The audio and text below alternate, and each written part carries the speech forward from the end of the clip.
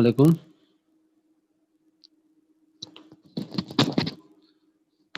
کیا آپ لوگوں کو میری آواز آ رہی ہے؟ بسم اللہ الرحمن الرحیم.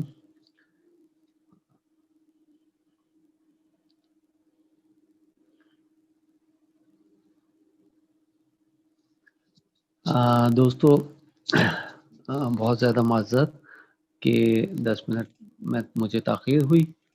اب ہم اپنا سیشن شروع کرتے ہیں. ہمارا آج کا جو ٹاپک ہے وہ ہے sustainable development in the light of by حجۃ الوداع. رسول اللہ صلی اللہ علیہ وسلم نے خطبہ حجۃ الوداع جو دیا اور اس کے بعد سسٹینیبل ڈیولپمنٹ کا پروسیس پوری دنیا میں شروع ہوا آج سے 1400 سال پہلے. ہم اس پہ بات کریں گے، سراسر گفتگو کریں گے انشاءاللہ. لیکن پہلے میں تھوڑا سا تعارف اپنا بھی کرا دوں اور شکریہ ادا کر دوں انسٹیٹیوٹ آف ٹریننگ اینڈ افتاح کا اور اس کے روح رواں مفتی نعمان کریم انصاری صاحب کا،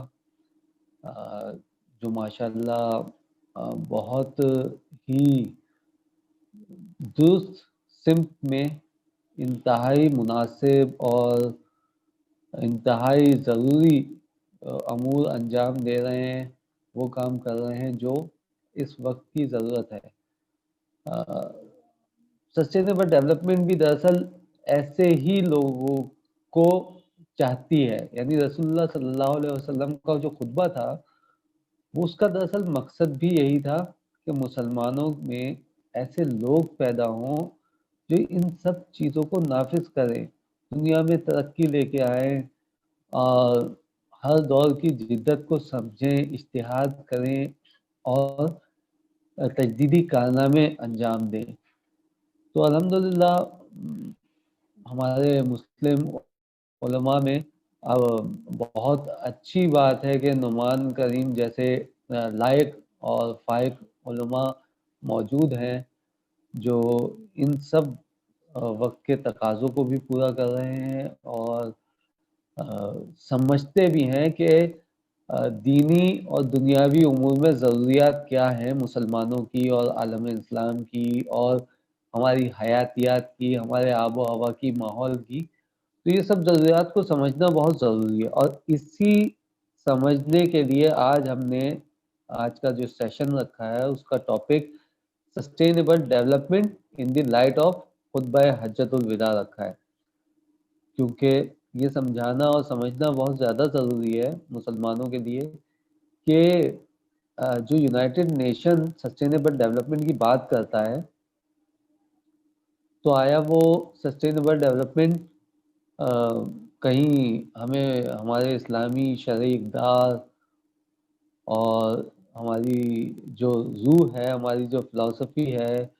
اور جو ہمارے ویلیوز ہیں اس سے تو دور نہیں لے کے جا رہی ہے کہیں یہ سسٹینیبل ڈیولپمنٹ. اور یہ بنتا بھی ہے، سوال کرنا بھی چاہیے. تو یہ سوال ہمارے بہت سارے لوگوں کے ذہنوں میں ہے پہلے سے موجود کہ ہم کیوں یونائٹڈ نیشن کی بات مانیں یا کیوں یونائٹڈ نیشن کے دیے ہوئے گولز پہ ہم کیوں عمل کریں. تو یہ بہت ضروری ٹاپک تھا کہ جس پہ گفتگو کی جائے تاکہ ہمیں یہ سمجھ میں آئے کہ ہمیں کیا کرنا ہے اور کیا نہیں کرنا.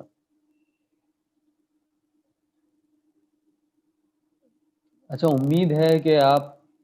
چونکہ یہ ون وے کمیونیکیشن ہے تو مجھے تھوڑا سا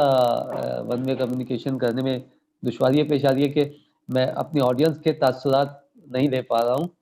اور میں ان کو نہیں دیکھ پا رہا ہوں یا ان سے ان کے ایکسپریشنز میرے سامنے نہیں ہے، جس کی وجہ سے بالکل یہ ایک ایسا ماحول ہے کہ جو میں کہہ رہا ہوں مجھے نہیں پتا کہ میرے سننے والے کس قابلیت اور کس اہلیت کے مالک ہیں، ان کے ایج گروپ کیا ہیں، ان کے انٹرسٹ اور ان کے آکوپیشنز کیا ہیں، کہ کیا وہ یہ بات سمجھ بھی رہے ہیں یا نہیں. بہرحال تو ہم بات کر رہے تھے سسٹینیبل ڈیولپمنٹ پہ. تو دوستو 17 گولز یونائٹڈ نیشنز یعنی اقوام متحدہ نے دیے 2020 میں جس کا نام رکھا سسٹینیبل ڈیولپمنٹ گول۔ تھوڑا سا اس کی تاریخ پہ چلے جاتے ہیں، اس کے ماضی میں، کہ یہ گولز کیوں بننا شروع ہوئے، کب سے بننا شروع ہوئے، اور کیوں دنیا کو اس کی ضرورت پڑتی ہے کہ ہم کوئی گولز رکھیں اور کچھ ٹارگیٹ رکھیں اور ان کے اوپر پوری دنیا ایکشنز کرے۔ تو اس کا سیدھا سادہ اور واضح جواب یہ ہے کہ 1450 سال پہلے جب رسول اللہ صلی اللہ علیہ وسلم نے خطبہ حجۃ الوداع دیا، تو سید الانبیاء چونکہ رحمت للعالمین صلی اللہ علیہ وسلم ہے اور عالمین کے لیے رحمت ہے، اس میں نباتات بھی ہیں، جمادات بھی ہیں، حیوانات بھی ہیں، اور انسان بھی ہیں، جنات بھی ہیں، تمام مخلوقات ہیں۔ تو ضروری تھا کہ انسان چونکہ دنیا میں اللہ تعالیٰ کا خلیفہ بنا کے بھیجا گیا، اور مسلمان اس اللہ کے بنائے ہوئے خلیفہ یعنی اس کی ذمہ داری مسلمانوں نے دی، تو ضروری تھا کہ ایک ایسا نظام پوری دنیا میں نافذ کیا جائے، ایک ایسا ورلڈ آرڈر دیا جائے جو تمام انسانیت کے لیے قابل قبول بھی ہو اور تمام انسانیوں کے لیے نفع بخش بھی ہو۔ اور اس کے اندر کچھ ویلیوز اور اسٹینڈرڈز تھے، وہ ویلیوز اور وہ اسٹینڈرڈز تمام انسانوں کے لیے برابر تھے۔ مطلب اس میں مسلمان، یہودی، عیسائی، ہندو، مشرک، ستارہ پرست، کسی کی قید نہیں تھی۔ وہ سب انسان، جو بھی انسان ہے، اس کے لیے وہ تمام اقدار اور تمام جو اصول قواعد بیان کیے گئے تھے خطبہ حجۃ الوداع میں، وہ سب کے لیے برابر تھے۔ مثلاً ایک انٹرنیشنل اس میں ٹروتھ جو ہم بہت زیادہ ڈسکس کرتے ہیں بیان ہوا کہ کسی کالے کو کسی گورے پہ فوقیت نہیں ہے، کسی گورے کو کسی کالے پہ فوقیت نہیں ہے، یعنی عربی کو اجمی پہ اور اجمی کو عربی پہ کوئی فوقیت نہیں ہے، سب انسان برابر ہیں، تمام اللہ کی مخلوق ہے اور تمام کو یکساں حقوق ہے۔ اور جب حقوق کی بات کی تو پھر خواتین کے حقوق کی بھی بات کی۔ رسول اللہ صلی اللہ علیہ وسلم نے پہلی دفعہ اس دور میں خواتین کے حقوق پہ باقاعدہ ایک چارٹر پیش کیا گیا۔ گو کہ رسول اللہ صلی اللہ علیہ وسلم کے زمانے میں اور جب وہ آئے تو پہلا کام تو رسول اللہ صلی اللہ علیہ وسلم نے یہی کر دیا تھا کہ اپنی بیٹیوں کو نہ مارو۔ مطلب سب سے پہلا خواتین کو تحفظ دیا کہ اب بیٹیاں کو زمین میں گاڑا نہیں جائے گا، زندہ دفنا نہیں دیا جائے گا، بلکہ بیٹیوں کو اللہ کی رحمت تصور کیا جائے گا۔ تو اللہ کے رسول نے یہ پیغام دے کے اور اس کو نافذ العمل کر دیا تھا۔ لیکن خطبہ حجۃ الوداع کیونکہ چارٹر تھا ہیومن رائٹس کا، پہلا چارٹر دنیا کا اور انسانی حقوق کا پہلا کوئی چارٹر تھا، تو اس کی وجہ سے اس میں خواتین کو باقاعدہ حقوق دینے کے لیے رسول اللہ نے باقاعدہ طور پہ یہ کہا کہ اپنی بیویوں کو پہ تمہارا کیا حق ہے، تمہاری بیویوں کا تم پہ کیا حق ہے، اسی طرح خواتین کا، اسی طرح ماں، بہن اور جو بھی ہمارے رشتے ہیں ان تمام کو بھی بیان فرمایا۔ تو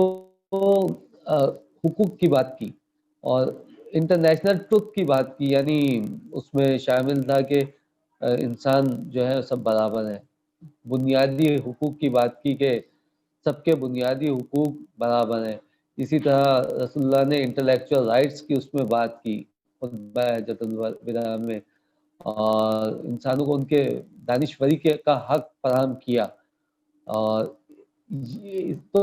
یونائٹڈ نے اچھا اسی طرح رسول اللہ صلی اللہ علیہ وسلم کا آپ عمل دیکھیں تو جب مکہ فتح کرنے کے لیے رسول اللہ پہنچے تو مدینے سے جیسے ہی ہم مکہ میں داخل ہونے والے تھے تو رسول اللہ صلی اللہ علیہ وسلم نے جو جنگی قوانین وضع کیے وہ بھی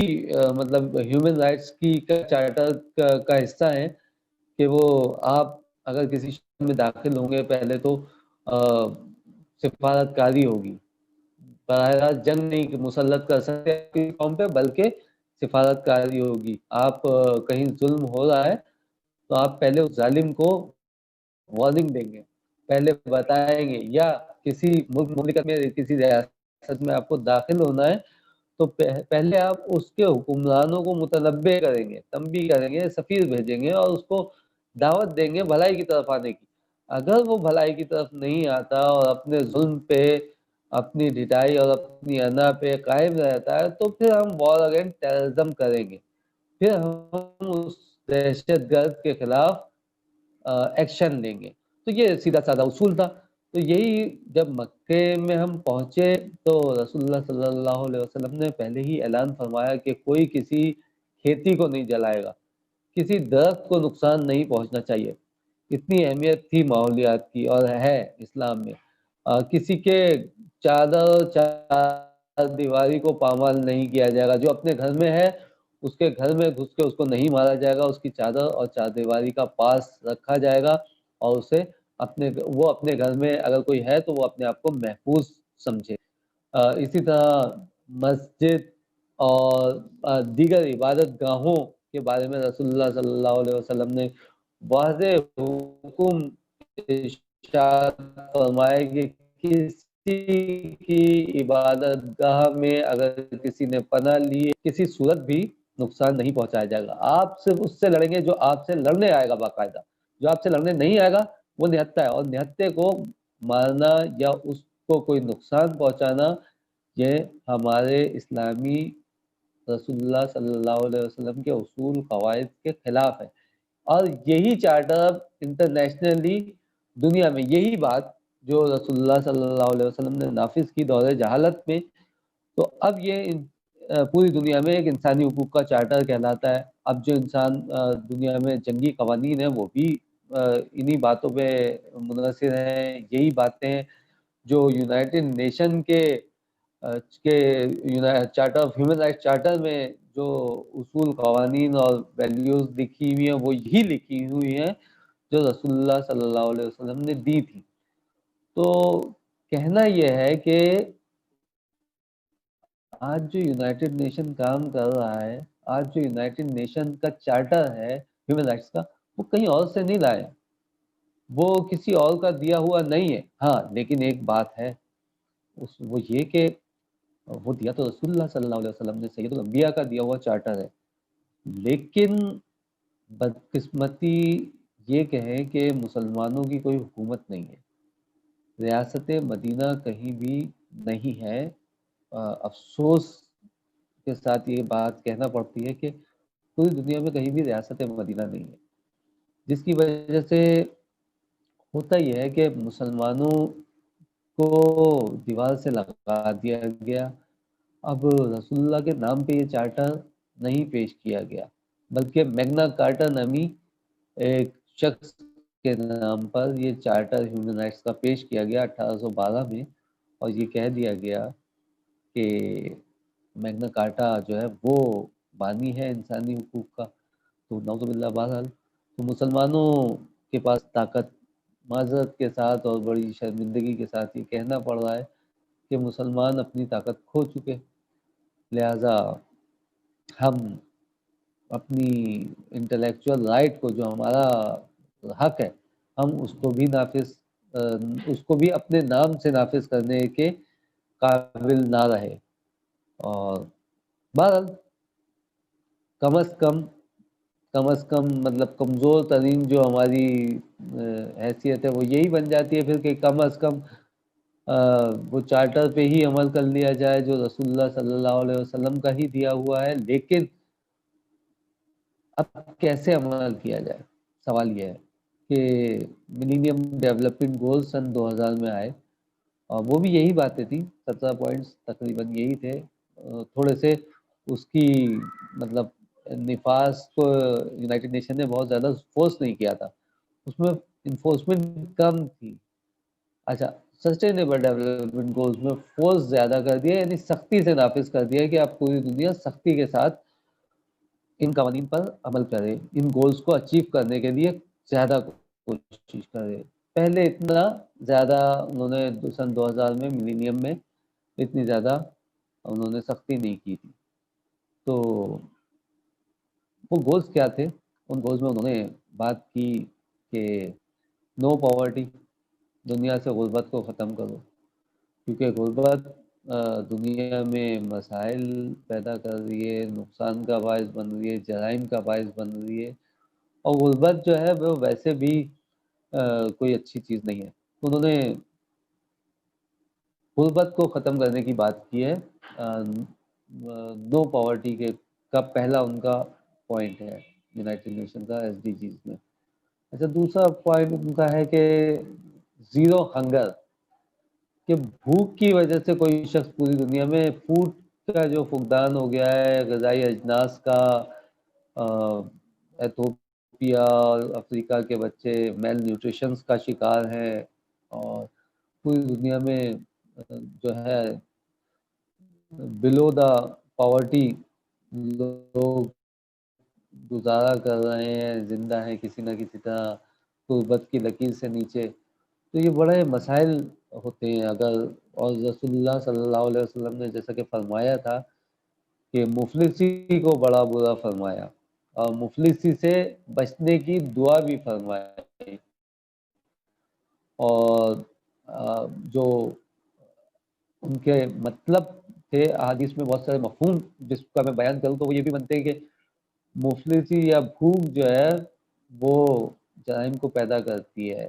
تو یہ مفہوم، اس مفہوم میں احادیث بھی وارد ہوئی۔ تو غربت پہ اسی لیے بات کی، بھوک پہ بات کی یونائٹڈ نیشن نے۔ اس کے بعد انہوں نے جو بہت اچھی بات کی ہے وہ انہوں نے انٹرپرینیورشپ پہ بات کی ہے، تجارت پہ بات کی ہے۔ انہوں نے یہ کہا ہے کہ جو آئیڈیاز ہیں، انوویٹیو آئیڈیاز ہیں جن لوگوں کے پاس، وہ اپنے آئیڈیاز کو بڑی کمپنیز کے پاس لے کے جائیں۔ جو سوشل انٹرپرینیورز ہیں، جو سوشل انٹرپرائزز بنا رہے ہیں، سوشل بزنس کر رہے ہیں، وہ اپنے آئیڈیاز کو انہوں نے پابند کیا بڑے اداروں کو، ملٹی نیشنل کمپنیز کو، کارپوریٹ سیکٹر کو انہوں نے، اور حکومتوں کو انہوں نے مجبور کیا اور ان کو انفورس کیا کہ آپ جو ہیں ان انٹرپرینیورز کو کارپوریٹ سوشل رسپانسبلٹی کے تحت فنڈنگ کریں گے، سیڈ فنڈنگ دیں گے، تاکہ وہ کاروبار کریں، نئے آئیڈیاز پہ اپنا نیا کاروبار شروع کریں اور سسٹینیبل ڈیولپمنٹ ہو، تاکہ اقتصادی طور پہ مملکتیں مضبوط ہوں۔ اور جب مملکتیں اقتصادی طور پہ، معاشی طور پہ، مالی طور پہ مستحکم ہو جاتی ہیں تو انٹرنیشنل اکانومی بھی بہتر ہوتی ہے۔ تو وہ جو سرمایہ دارانہ نظام ہمارے یہاں موجود ہے، یا جو جس کی شکل و صورت بہت زیادہ ہمیں امریکہ میں دیکھنے کو ملتی ہے، معاشی نظام کیپٹلزم کی، تو وہ نظام، اس کے نقصانات بہت زیادہ تھے اور وہ اب بہت زیادہ بڑھ گئے تھے، کیونکہ اس نظام میں اصولی طور پہ ہوتا یہی ہے کہ غریب مزید غریب ہو جاتا ہے، غریب تر ہو جاتا ہے، اور امیر کی دولت کی انتہا نہیں رہتی، اور وہ امیر ترین ہوتا جاتا ہے۔ تو سرمایہ دارانہ نظام کی یونائٹڈ نیشن میں ہمت نہیں تھی کہ وہ اس کی براہ راست مخالفت کر سکے، اور براہ راست سرمایہ دارانہ نظام کو یہ کہہ سکے کہ یہ نظام صرف اور صرف مخصوص طبقے کے فوائد کے لیے ہے۔ یہ اس میں ہمت نہیں تھی یونائٹڈ نیشن میں، جو واضح بات ہے، اور جو بحیثیت صحافی میں دیکھتا آیا ہوں 20 سالوں سے، کہ یونائٹڈ نیشن میں اتنی ہمت نہیں ہے کہ وہ سرمایہ دارانہ نظام کو، کیپٹلزم کو کسی بھی طرح منع کر سکے کہ یہ غلط ہے۔ تو انہوں نے، مگر اس کے نقصانات سے انہیں دنیا کو بچانا تھا، تو سرمایہ دارانہ نظام کو انہوں نے کہا کہ آپ سسٹینیبل ڈیولپمنٹ گولز اپنے ساتھ لے لیں،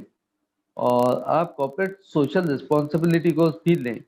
کیونکہ اگر آپ کمپنی چلاتے ہیں، سرمایہ کماتے ہیں، مزدور رکھتے ہیں، مزدور کو اپنی مرضی کی تنخواہ دیتے ہیں، اور اپنی مرضی کا پروڈکٹ پہ اپنی منافع کماتے ہیں، پبلک سے آپ اپنی مرضی کے پیسے لیتے ہیں، 2 روپے کی چیز آپ 20 روپے کی بیچتے ہیں،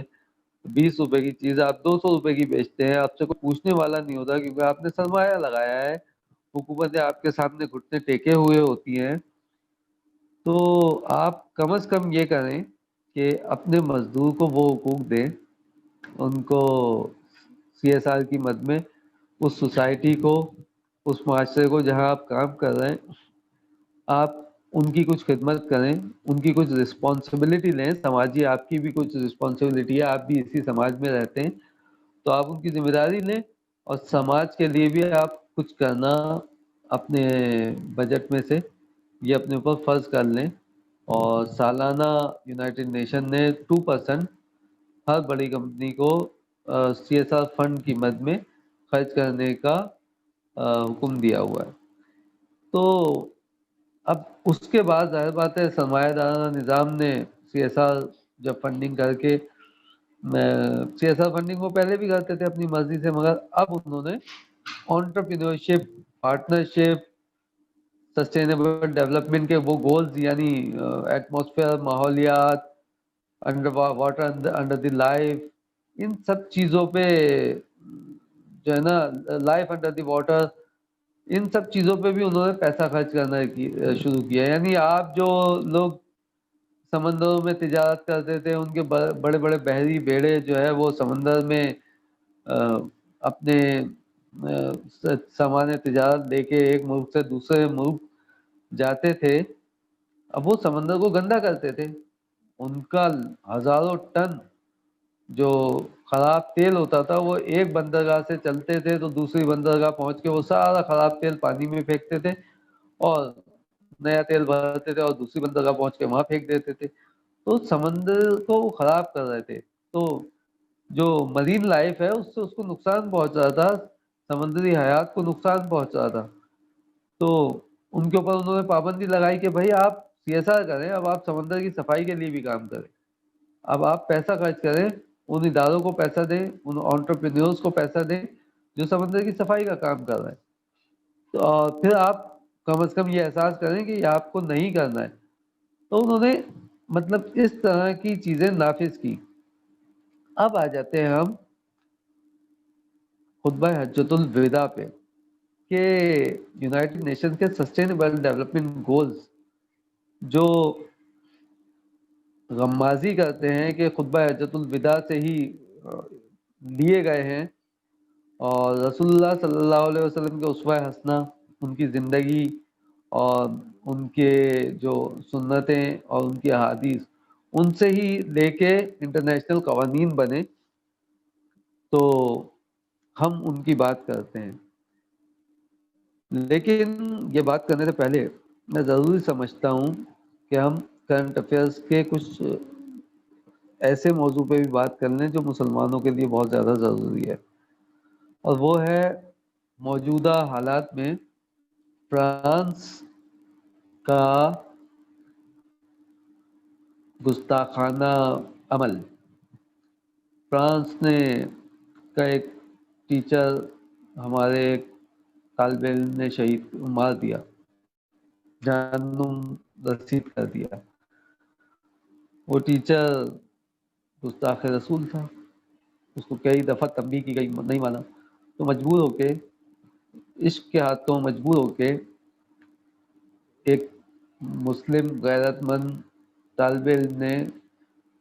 جس نے کبھی مکھی بھی نہیں ماری تھی، جو بہت خوش اخلاق تھا، جو بہت پولائٹ تھا، جو بڑا ہنسمکھ تھا، جو ہر کسی سے خوش اخلاقی سے ملتا، ملنساری کرتا، ہر شخص کی خیریت پوچھتا، ایک بہت پرویکٹیو شخصیت کا مالک، ایک نوجوان لڑکا، ایک نوجوان طالب علم، جو اپنے مستقبل بنانے کے لیے، جیسے ہم سب کرتے ہیں، اپنا مستقبل سنوارنے کے لیے تعلیم حاصل کر رہا تھا، فیوچر پلانز کر رہا تھا، سب کچھ کر رہا تھا، لیکن جیسے ہی اس کو یہ تکلیف شروع ہوئی کہ جو اس کو پڑھانے والا تھا، اس نے پہلے تو نعوذ باللہ نبی کریم صلی اللہ علیہ وسلم کی شان میں گستاخی کی، اور پھر کچھ خاکے بنا کے ان خاکوں کا نام، ان کارٹونز کا نام اس نے نعوذ باللہ ثم نعوذ باللہ محمد صلی اللہ علیہ وسلم کے نام پہ رکھ کر گستاخانہ بات کرنا شروع کی۔ پہلے اس کو سمجھایا گیا، کئی دفعہ اس کی کمپلینس کی گئی، گورنمنٹ میں بھی اس ادارے میں بھی، تعلیمی ادارے میں بھی، سب جگہ، مگر کسی کی کان پہ جوں نہ آئے گی، اور کسی نے اس پہ کوئی ایکشن نہیں لیا، بلکہ اس نوجوان کا ہی مذاق اڑایا گیا یا مسلمانوں کا مذاق اڑایا گیا، اور یہ سلسلہ جاری رہا۔ پھر اچانک اس ٹیچر کی ہمت اتنی بڑھ گئی کہ اس نے شیشان، عبداللہ شیشان، جو شہید ہو چکے ہیں نوجوان طالب علم، اس مجاہد اسلام کو اس نے کہا کہ یہ خاکہ تم بھی بناؤ گے، اور اس نے پوری کلاس کو اسائنمنٹ دیا کہ آپ سب کارٹونز بنائیں۔ نعوذ باللہ نام لے کے اس نے سب کو کارٹونز بنانے کی دعوت دی اور اسائنمنٹ دے دیا۔ اب مرتا کیا نہ کرتا، عبداللہ شیشان کا عشق، بہرحال جوش مارا اس نے عشق نے، اور اس سے برداشت نہ ہو سکا، اور اس نے بہت منتیں کی، بہت سماجت کی، بہت روکا اپنے استاد کو کہ آپ ایسا نہ کریں، یہ غلط ہے، مگر اس کی نہیں سنی گئی، اور پھر ظاہر بات ہے مجبوراً اس کو یہ عمل کرنا پڑا کہ ایسے شخص کی جان لینا پڑی۔ تو دراصل ایسے شخص کی جان لینا مجبوری اس لیے بنی کہ وہ تھا ہی اسی قابل، ایک سائیکو آدمی، ایک نفسیاتی آدمی جو کسی انسانی قانون، انسانی حق، رواداری کو سمجھتا ہی نہ ہو، اس کو کیا کریں؟ تو اس کو جہنم حاصل کرنا پڑا، اس کو سزا دینی پڑی، قانونی سزا تھی، اخلاقی سزا تھی۔ اور پھر اس کے ظاہر بات ہے کافروں نے، فرانسیسیوں نے عبداللہ شیشان کو آن دا اسپاٹ سر میں گولی مار کے شہید کر دیا۔ تو ان واقعات کے بعد فرانس کے اندر فرانسیسی حکومت نے اپنی تمام سرکاری عمارتوں پر، بلڈنگز پر وہ پوسٹرز جو اس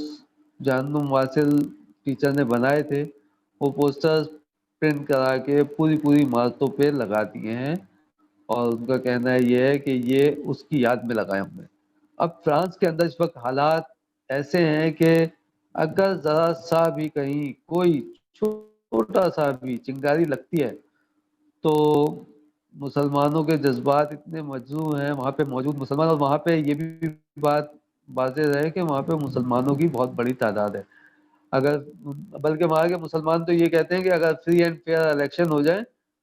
تو وزیر اعظم ہماری مرضی کے بغیر نہیں آ سکتا، مطلب اتنی تعداد میں اور اتنی طاقت میں ہے مسلمان وہاں پورے یورپ میں یہ، مگر فرانس میں بھی بہت بڑی تعداد ہے۔ تو وہ بہت زیادہ اس وقت متاثر ہو رہے ہیں، اور وہ بہت زیادہ غم و غصے کا شکار ہیں، اور کوئی بھی اگر واقعہ پیش آتا ہے تو پورا فرانس جل جائے گا اس وقت، پورے فرانس میں قتل و غارت گری پھیل جائے گی، اور مسلمان اس معاملے پہ جان دینے سے نہیں ڈرتا، اور پھر پورا یورپ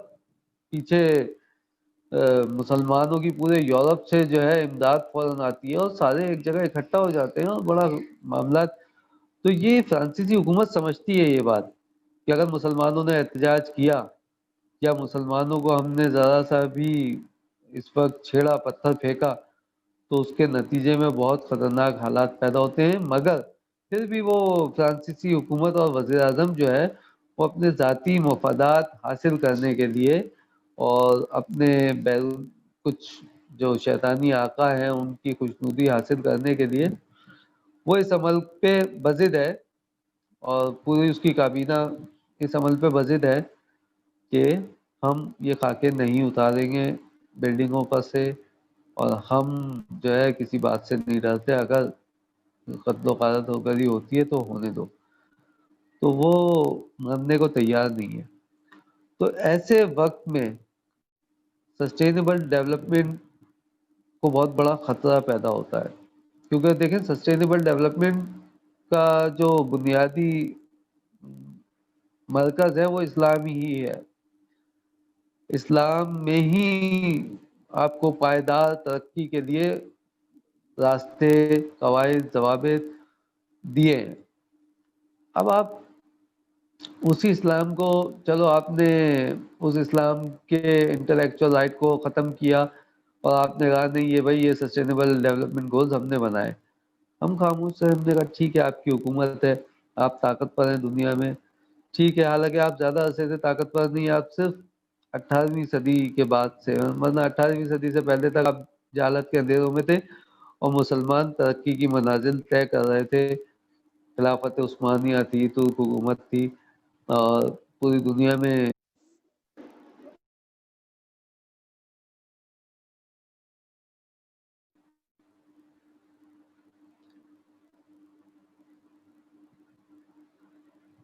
بسم اللہ الرحمن الرحیم، تو پوری دنیا میں اسلام ایک منظم اور ایک بہترین آرگنائز انداز سے ترقی کی راہیں کھول رہا تھا اور بیریئرز کو توڑ رہا تھا 18ویں صدی سے تک، 18ویں صدی سے پہلے تک۔ 18ویں صدی میں جو سازشیں ہوئیں اور مسلم حکومت اور خلافت دنیا سے ختم ہوئی تو سسٹینیبل ڈیولپمنٹ بھی ختم ہوئی۔ اب دوبارہ سے سن 2000 میں ہوش آیا مغرب کو، کیونکہ مغرب اب مسلم دنیا کے بعد مغرب دنیا کا بڑا حکمران بن چکا تھا، اور جو بڑے حکمران ہوتے ہیں دنیا کے، جو دنیا پر راج کرتے ہیں، ان کا فرض ہوتا ہے کہ پھر وہ رعایا کو، یعنی پوری دنیا کے لوگوں کو تحفظ، دنیا کی حفاظت، یہ سب کچھ فراہم کریں، ان کی ذمہ داری ہوتی ہے پھر دنیا۔ اب چونکہ مسلمانوں کے پاس تو حکومت نہیں ہے، تو اس لیے اب مسلمانوں کی ذمہ داری نہیں ہے کہ اب وہ دنیا کا تحفظ کرے، اب مغرب کے پاس حکومت ہے، مغرب کے پاس پوری دنیا کی اکانومی ہے، مغرب کا اکنامیکل سسٹم چل رہا ہے، مغرب کی زبان پوری دنیا میں نافذ ہو چکی ہے، تو اب ان کا فرض ہے۔ یہی ہوتا ہے اصول، انٹرنیشنل جو قانون ہے وہ یہی ہے کہ جس کے پاس بڑی طاقتیں ہیں وہ وہی پوری دنیا کو رول کرنے کے اہلیت بھی رکھتے ہیں، تو ان کا فرض ہے کہ دنیا پہ آنے والی تمام آفتوں کا مقابلہ کریں، تمام دنیا کو بچانے کا مقابلہ کریں۔ تو یہی وجہ ہے کہ ناسا جو ہے وہ امریکی ادارہ ہے، یہی وجہ ہے کہ یونائٹڈ نیشن بھی امریکہ کے زیر اثر رہتی ہے، اور یہی وجہ ہے کہ دنیا میں جو ہے سپر مین جو پیدا ہوتے ہیں وہ بھی امریکہ میں پیدا ہوتے ہیں، تو اب ان کا فرض ہے۔ مگر آپ دیکھیں، آپ تھرڈ ورلڈ کنٹریز کو دیکھیں، امریکہ تو جنگ مسلط کرتا جا رہا ہے، انہوں نے عراق میں برباد کر دیا عراق کے انفراسٹرکچر کو،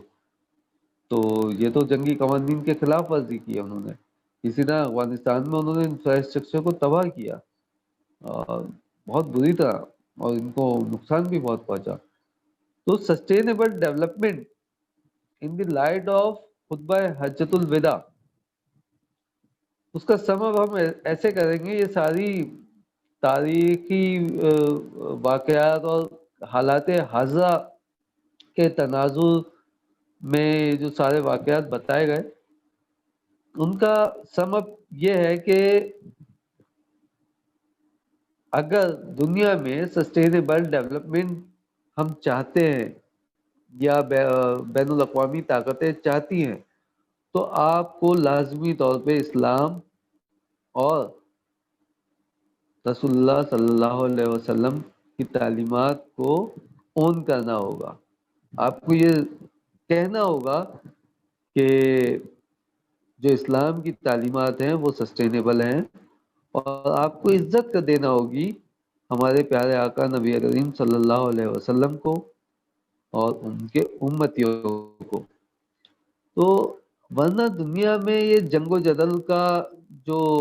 شیطانی قوتیں، استعماری قوتیں جو فضا قائم کر رہی ہیں، اس سے انسانیت کو تو فائدہ نہیں پہنچے گا، بلکہ دنیا میں مزید تباہی پیدا ہوگی، سب جانتے۔ تو ہمیں بحیثیت مسلمان ہم یہ کہتے ہیں کہ سسٹینیبل ڈیولپمنٹ گولز پہ ہم ماننے کے لیے اور عمل کرنے کے لیے صرف تیار ہی نہیں، بلکہ ہمارے تو عقائد کا حصہ ہیں وہ، مطلب صفائی ہمارا عقیدے کا حصہ ہے، اور مدد وہ ہماری پارٹنرشپ وہ ہمارے عقیدے کا حصہ ہے، ہمارا کاروباری نظام کا حصہ ہے۔ سود سے پاک معیشت، یعنی آپ جو ہے قرض حسنہ دیتے ہیں مسلمان، تو آپ بھی تو اسی کی بات کر رہے ہیں سسٹینیبل ڈیولپمنٹ میں، آپ بھی اسی کی بات کر رہے ہیں، آپ بھی یہی کہہ رہے ہیں کہ بڑی کمپنیاں چھوٹی کمپنی کو بلا سود بغیر منافع کے بغیر منافع کے آسان شرائط پہ کاروبار کے لیے سیڈ منی فراہم کریں، بنیادی پیسہ فراہم کریں جو وہ کاروبار کر سکیں، تاکہ چھوٹے کاروباری حضرات بڑے ہو جائیں اور تو دنیا میں ترقی آئے۔ اچھا آپ دیکھیں یہ تو سب اسلام نے کہا، اور مسلمان تو اس پہ بغیر آپ کے کہے آپ سے پہلے سے عمل کرتے آئے اس بات پر۔ مسلمان قرض حسنہ دیتا ہے، مسلمان سود سے پاک قرض دیتا ہے، آسان شرائط پہ اپنے دوستوں کی مدد کر دیتا ہے۔ تو مسلمان معاشرے میں تو یہ باتیں عام باتیں ہیں، یہ کوئی ہمارے لیے نئی باتیں نہیں ہیں۔ ہاں آپ کے لیے نئی ضرور ہیں۔ تو ہم یہ کہتے ہیں کہ ہم سب کو، جو میرے سننے والے ہیں ان کے لیے میسج یہ ہے کہ سسٹینیبل ڈیولپمنٹ کو یہ کہہ کر اون کر لیں اب ہم کہ یہ رسول اللہ صلی اللہ علیہ وسلم کے دیے ہوئے ہیں، اور اس کی جو تعریفات ہیں، جو اس کی ٹرمنالوجی کی جو تعریف کی جاتی ہے، وہ تعریف آپ اسلام کے مطابق کریں۔ کیونکہ اگر آپ دیکھتے ہیں کہ سسٹینیبل ڈیولپمنٹ میں جینڈر ایکولیٹی کی بات کی جاتی ہے تو اس میں خواتین کے حقوق کی بات ہوتی ہے۔ اب خواتین کا حق جو مغرب میں ہے نا، مغرب میں تو خاتون کا حق یہ ہے کہ وہ خاتون کو ننگا کر کے معذرت کے ساتھ اشتہار کا حصہ بنا کے بیچ دینا چاہتے ہیں، اور اس کو انہوں نے خواتین کو بیوقوف بنا کے اس کو انہوں نے خواتین کا حق کہا ہوا ہے، اس کو حق گن مارا ہے۔ جبکہ یہ تو اب یورپ کی، مغرب کی، امریکہ کی جو خواتین ہیں وہ زیادہ تر بڑی تیزی سے مسلم ہو رہی ہیں۔ آج میں ایک بی بی سی کی رپورٹ دیکھ رہا تھا تو اس رپورٹ میں بتا رہی تھی یہ خاتون اینکر کہ بہت بڑی تعداد اسلام کی طرف ریورٹ ہو رہی ہے، اور اس میں زیادہ تعداد جو ہے وہ خواتین کی ہے جو مسلم ہو رہی ہیں برطانیہ میں۔ اور اسی طرح پوری دنیا میں بہت تیزی سے لوگ اسلام کی طرف آ رہے ہیں، اور ان کو ہم مسلمان نہیں کر رہے ہیں بلکہ وہ اسلام کی طرف آ رہے ہیں، وہ اسلام کو اسٹڈی کر رہے ہیں اور وہ اسلام کی سسٹینیبلٹی کو پہچان رہے ہیں، اور وہ یہ سمجھ رہے ہیں کہ اسلام از دا سسٹینیبل لا آف اللہ۔ تو اللہ کی طرف سے دیا ہوا جو آفاقی قانون ہے وہ ظاہر بات ہے پوری دنیا کے لیے برابر ہے، اس میں تفریق نہیں ہے کہ مسلمان کے لیے الگ قانون اور کافر کے لیے الگ قانون، بلکہ وہ پوری دنیا کے انسانوں کو مساوات فراہم کرتا ہے، عدل فراہم کرتا ہے، اور سب کے لیے ایک جیسا فیصلہ دیتا ہے۔ تو اس لیے ہم سسٹینیبل ڈیولپمنٹ کی طرف آئیں اور دنیا کو بچانے کے لیے آگے بڑھیں، کیونکہ یہ دنیا ہمارے نبی کے صدقے میں ہمیں ملی ہے۔ تو ہم فرانس جیسے جو دہشت گرد ہیں جو دنیا کو تباہ کرنے پہ تلے ہیں، ان کو ہم روکنے کے لیے آواز بلند کریں، اور اسی سسٹینیبل ڈیولپمنٹ کا سہارا لے کے بلند کریں، اسی یونائٹڈ نیشن کو پکاریں، اسی یونائٹڈ نیشن کو اس ذمہ داری کا احساس دلائیں کہ آپ کے پاس اب دنیا کی بھاگ دوڑ ہے، آپ ہی پہ فرض ہے، آپ ہی پہ ذمہ داری ہے۔ اگر مسلمانوں کے پاس حکومت ہوتی، اگر خلافت نافذ ہوتی تو یقیناً پھر مسلمان ذمہ دار تھے، مسلم کنٹریز ذمہ دار تھے، مسلم امت ذمہ دار تھی۔ اگر دنیا میں کچھ بھی خرابی ہوتی تو مسلم امت ذمہ دار تھی، لیکن اس وقت مسلم امت کی ذمہ داری نہیں ہے، حکومتیں، economical system, language and culture, سب کچھ آپ کا ہے۔ تو پھر آپ پہ ہی فرض ہے کہ آپ جو دعویٰ کرتے ہیں اس دعوے کو پورا کریں، اور یہ جو فرانس میں ہو رہا ہے اس کو بھی روکیں، اور ورنہ جو خون بہے گا، جو نقصان ہوگا، اس کے سب کے ذمہ داری انہی ممالک اور انہی لوگوں پر ہے جو دعویٰ کی حکومت کا، تو ان پہ ذمہ داری ہے۔ میرے خیال سے آج کا یہ ٹاپک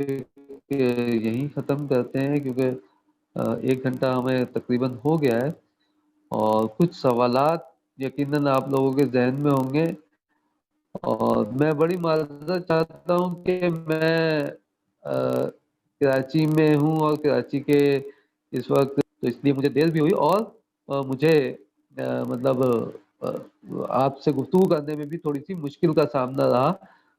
تو اس کے لیے معذرت، اور میں چاہوں گا کہ اپنے سوالات جو آپ کو پیش کرنے وہ پیش کریں تو میں اس کو آپ کو جواب دے سکوں۔ اب تک کے لیے اتنا ہی، اللہ حافظ۔